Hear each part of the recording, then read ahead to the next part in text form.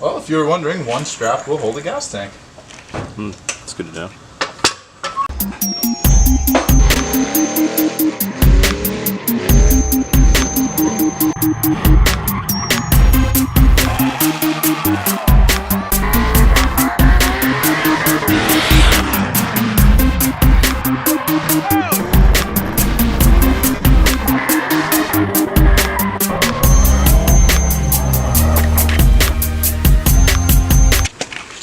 Brand new subframe. Sort of. Yeah, kind of, sort of.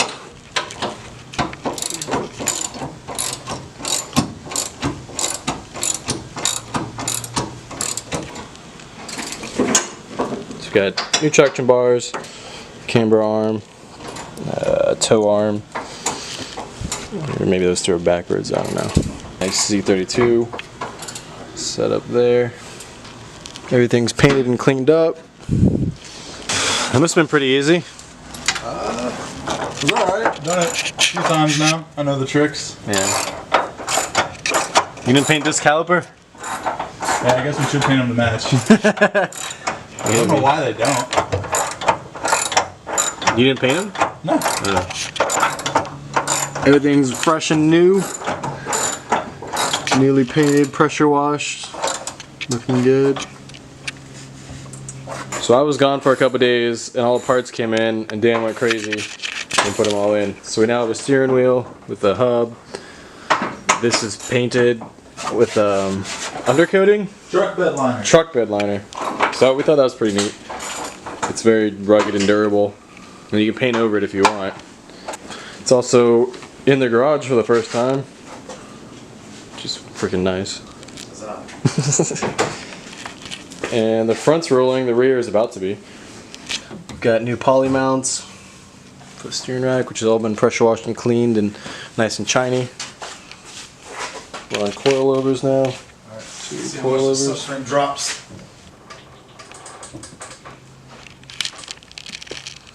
Oh, not that bad. These bushings aren't that bad. Cut knuckles. Got these really nice tires that are super grippy. So you won't be undersliding or understeering. I never know what I'm gonna say. Face down, ass up.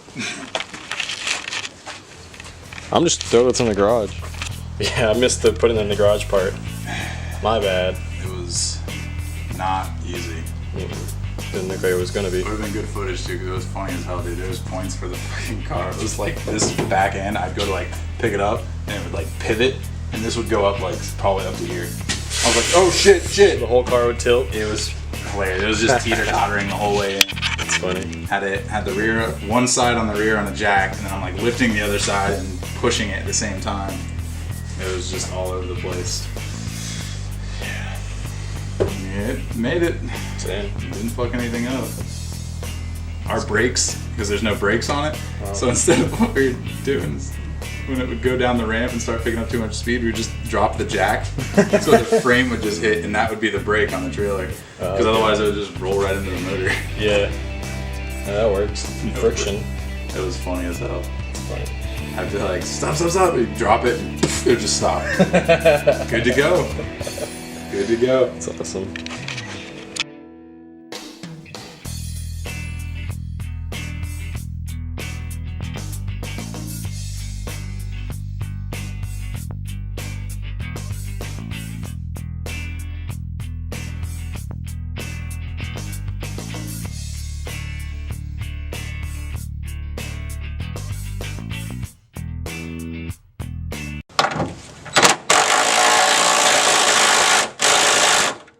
I don't think it's a 15.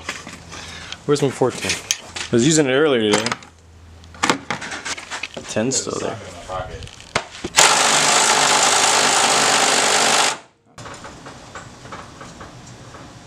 Well, if you were wondering, one strap will hold a gas tank.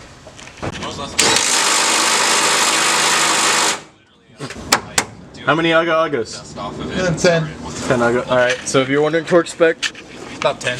yep. And it's in.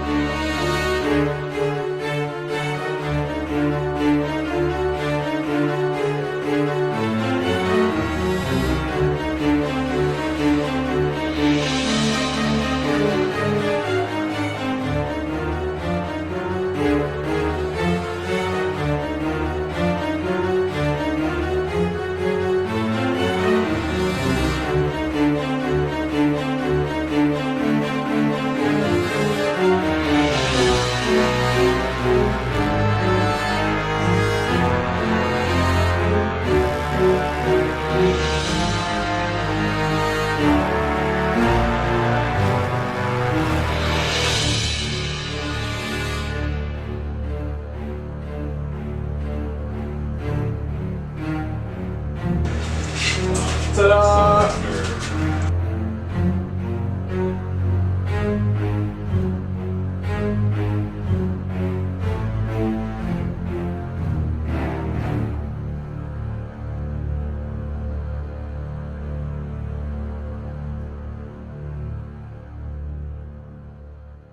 So the issue there was, well, the way the rope had been tied, it was leaning pretty hard. So this one side was a little bit harder to put in than we thought, but nothing a little manpower can't do.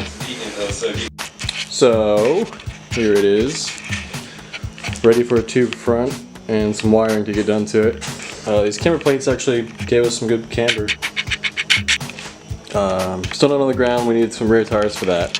But I think we've had this car for like 3 weeks now, and I mean it's pretty much all been Dan, but it is coming along pretty quickly. Like I said, we had most of the parts we needed. What we did need to order, we did. So we got brand new coilovers, new steering wheel, and hub. A lot of paint went into it, so it is cleaned up and looks really good. So, oh yeah, the knuckles have been cut, so their angle kit has begun. So yeah, the car is coming along really quickly, which is awesome. The only thing the rear needs now is wheels, which we have some. They're going to be like those teardrop style. It's pretty much all adjustable. Every single arm that needs to be adjustable is adjustable, so you can get your tuning set up just right, and your toe and camber. And like I said in the beginning, it is set up to be for a beginner and or a B-class driver moving up to A-class, a really good go-to car where you drop a different motor into it if you need to and like just rip it, and it'll perform how you want it to. It's not top of the line stuff, but it works. Now mechanically most everything that we needed to do is done. It's up to the wiring now, which Dan's gonna do. Dan's done like a lot of this car. I really haven't done much of this car. And wiring, the tubular front, which my buddy Akeem, who's a pretty good welder, is going to come over, and we have a little Harbor Freight pipe bender we're going to use.